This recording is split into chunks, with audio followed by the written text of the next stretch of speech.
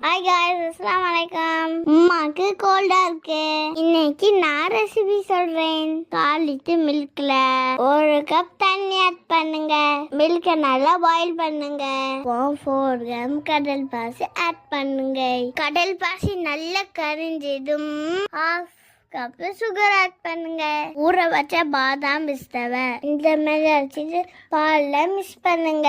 இப்போ கலருக்கு பிஸ்பேவரா ஆட் பண்ணுங்க. இப்போ நல்லா மிக்ஸ் பண்ணி விடுங்க. இப்போ கிரீன் கலர் ஜெல்லியை மேட் பண்ணி ஆட் பண்ணுங்க. இப்போ பார்க்கவே சூப்பரா இருக்குல்ல. குட்டி குட்டி கப்ல ஊட்டுங்க. பார்க்கவும் சூப்பரா இருக்குது.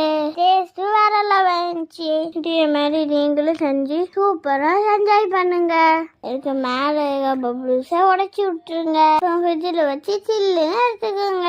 இப்போ சூப்பரா செட் ஆயிட்டு ட்ரை பண்ணி பாருங்க.